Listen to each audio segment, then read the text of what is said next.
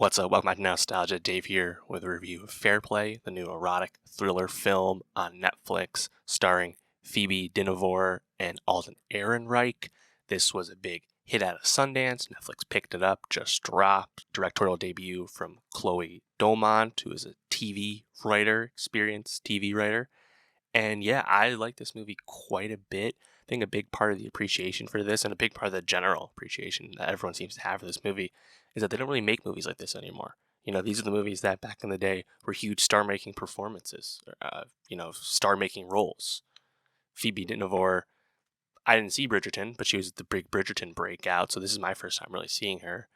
And Alden Ehrenreich, who, I've liked since Hail Caesar, but hasn't had quite the career I think a lot of people expected after Solo: A Star Wars Story came out. So getting a movie like this, which is a really traditional type of movie, something we don't get anymore, it's just kind of fun. I think quite simply, very appealing premise. You have this young couple in New York working at a hedge fund, having an illicit, private, hidden relationship because it's against company policy, and they're both incredibly career driven, very ambitious, and also love to fuck the shit out of each other, as evidenced in literally like the very first scene of the movie. They expect a big promotion to go to Alden Ehrenreich's character Luke. They expect the promotion to go to Luke, and things kind of get flipped on their head when actually the promotion goes to Emily instead, and hijinks ensue. The hedge fund boss is played by Eddie Marsan. One of the other PMs at the company is played by Rich Sommer. But it's really Phoebe and Alden doing everything in basically all the scenes.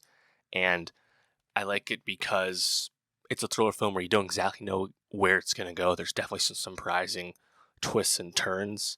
And there's definitely a lot of tension. Like, there's a lot of, I think, pending dread coming up as Luke really seems to lose his cool, lose his inability to accept that he was passed over for the role. And this movie, I think it just plays at a lot of, rich themes there's a lot of things to get into there. Just general male ego, finance bro culture and the misogyny of that culture, uh, the lengths you'll go for personal ambition, what means the most to you. Um, quite simply being in a relationship as a man where the woman is earning more than you, more successful than you, and being okay with that. Like, I think it's one of the more interesting movies, I think, to come out in this time of, like, quote, the Me Too movie, just because, not that this is a Me Too story, but it's like a really, I think, sophisticated portrayal of modern views of all these, sentiments. And I think Phoebe, who again is my first time seeing her, I thought she was really great at doing this role, which requires her to, I think, at times have a lot of grace, but also then get really heated and get really emotional and really blow the top off at times too.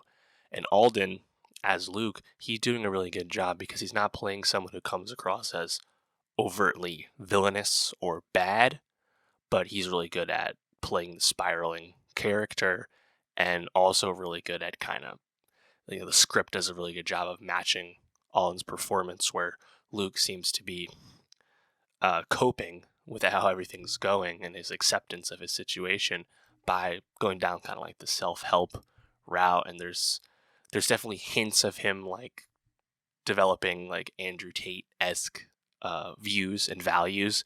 It's not ever overtly said, but I think it's really precise writing, precise performance. Alden's body language, his line readings, it's all like right under the surface in the movie. I think handles all that really well. I think Eddie Marsan as the CEO also like really strong presence as the typical cutthroat hedge fund CEO disposes of people when he no longer needs them. Really high standard for success, etc. That goes well. But really, it's Phoebe and Alden carrying everything. I think in terms of comparisons, like, I was immediately drawn to Industry on HBO and BBC. I love Industry, one of my favorite shows of, with its first two seasons.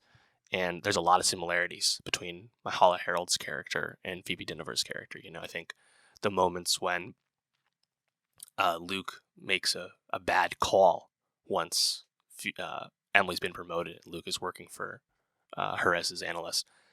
Luke makes a bad call, and there's all this pressure on Emily, and then from there, it's the choice of, do they follow Luke's next plan call to get them out of the hole, which is kind of based on like some Wall Street Reddit theorizing, not really based on any fundamentals though, just general online sentiment that's not clear cut at all. Or do they go with Emily's more researched, nuanced, practical call? And Emily ends up going with her own gut, and it works. And I think from there, it's where the movie really takes off. But that whole moment of like, will the trade be successful? All that tension, even if you're not someone like me who works in high finance, the movie handles that stuff really well. Very reminiscent of how industry handles those types of scenes. And of course, industry, handles what it's like to be a woman in a typically male-dominated field, such as, investment banking. Fair Play is doing the same. So I really enjoyed like kind of everything about the movie. I think and like again, lots of made with the erotic thriller nature of it all.